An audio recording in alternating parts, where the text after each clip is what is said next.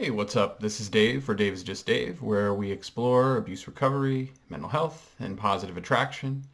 And we explore these topics through many lenses. And today, again, we've got a pop culture lens, looking again at The Bachelorette, starring Clare Crawley, and wanted to talk about this concept of the unplayable piano. So I had recently heard about this in a podcast about jazz pianist or piano player Keith Jarrett, who had booked a concert that 1,400 people were going to attend. It was going to be an improvisational jazz concert. And the piano that they had gotten for Keith was unplayable. It was a little bit out of tune. It had a sustain pedal that didn't work and many keys that didn't work. And so when Keith faced this, he was struck with the idea to walk out as this being an unplayable piano. I don't want to take too much time with this metaphor of the unplayable piano, but the producer runs after him, and I will link the podcast in the description, by the way, convinces him to play. They tune up the piano as best they can, and then faced with the challenge of the keys that don't work and the sustain pedal that doesn't work, they record this live concert, this live improvisational concert, and it becomes one of the best-selling piano albums of all time and one of the best-selling jazz albums of all time. So quite a story. And the unsung hero of it is this producer that convinced them, Keith, to go along with playing this unplayable piano. So I wanted to talk about that in connection with Claire, who seems to also look at her situation as an unplayable piano. So she's 39 years old. She hasn't been able to find love. She looks at The Bachelorette, it seems, as a bit of a game, maybe a bit of a, as Jewel would say, foolish game, and she doesn't want to play it. She finds a person who seems like a reasonably good prospect, and kind of like her own game of musical chairs, she just wants to press stop on the music and end the game. And so she views the whole thing as an unplayable piano. And let's hope that this works out for Claire, because she's trusting her own instincts that Dale's the one, and maybe that can work out.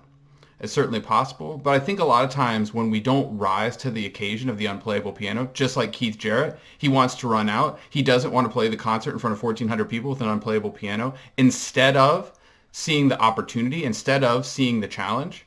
So Claire immediately feels this intense attraction to Dale. That seems unplayable to keep going with the process and be open to anyone else. However, faced with that challenge and maybe having that security in the background of, hey, well, if these other guys don't work out, I've still got Dale. Does that open up some type of window of discovery that wouldn't have been there previously, and give you this sort of sense of calm and satisfaction to truly explore other connections? So I think we see this a lot today, right? We're in the middle of a pandemic. This is being recorded in October of 2020. And, COVID seems like an unplayable piano. Like, what are we supposed to do? Should I just sit home and watch movies? Should I just sit home and read books? Especially what if you're single? What should you do? Should you just not take any risks? And just, play Candyland? I don't know, but I think rising to the occasion of the unplayable piano is where there could be a lot of discovery. So let's talk more about The Bachelorette here with this metaphor. Yosef, in episode 3, confronts Claire about some things that, for him, raised some red flags. Now, that was a good instinct to do that. And if he would have sought to truly engage with Claire and learn from his interaction and kind of have this idea that, maybe this person I'm interacting with can teach me something, so maybe I can learn something from Claire. If he was open to that, this could have been a brilliant discovery for him, maybe with Claire and an unplayable piano. Instead, he confronts her kind of with the guise of sincerity that he's confronting her, but really he's just kind of turns out to get upset, shame her, and then he kind of lights the whole thing on fire and disappears and bails out. So he doesn't rise to the occasion. Claire is not rising to the occasion either. And this happens to us, I think, all the time. And it's, of course, up to us individually when we want to play the unplayable piano and when we don't want to play. But how often does it happen that you're kind of head over heels for someone? You go to a party or something where you're expecting them to be there. You're all excited. You've like picked out whatever you want to wear to impress this person or whatever. And for whatever reason, they're not there. But because you're so keyed up and because you're so ready and open to kind of discovering something exciting, guess what? There's somebody else there that you discover, and it's even more beautiful than this thing that you were seeking. I just feel like that happens all the time. And you could arrive at that party and look around and go, oh, well, Janine or whoever you're waiting to see or whatever is not there, and just go, this is an unplayable piano. I'm storming out, like whatever. I'm taking my bottle of alcohol and going home. Or you could pour yourself a drink and look around and see what's there, tune into what else is there for you, and kind of try to play the unplayable piano. And in that moment, discover something that you might not have been able to discover otherwise.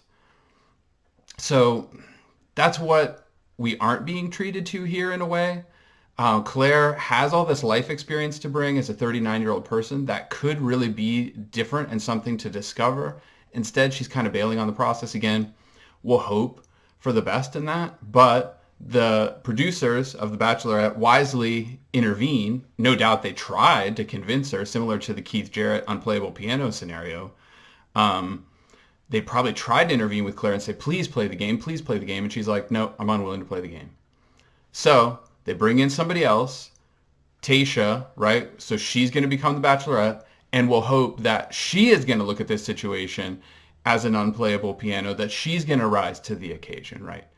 Because she doesn't get the real fair experience. She doesn't get all the hype being promoted as the Bachelorette, doing the promotional circuit, all the celebratory stuff. She doesn't get all of that, right? She gets kind of a much more watered down version. All these people that are cast on the show, they didn't even know Taysha was going to be the Bachelorette. So she has these guys that are not even necessarily into her. They're into Claire. Now they have to rise to the occasion of the unplayable piano. Some of them are going to bail, no doubt about it. But some of them are going to rise to the occasion. And hopefully in this cataclysmic collision of crazy garbage happening in a pandemic, where Claire, institutes her own form of musical chairs and just stops the music, hopefully we get something beautiful out of it, which is when people are open to love, when people are open to sharing themselves truly and seeking to discover what's beautiful about other people, then, beautiful things can happen. So those are my thoughts on Claire and the unplayable piano. I'll link a podcast about the subject of the unplayable piano in the description. Go ahead and discover the beautiful music of Keith Jarrett and try and discover your own beautiful music out there in these difficult times. Thanks for watching.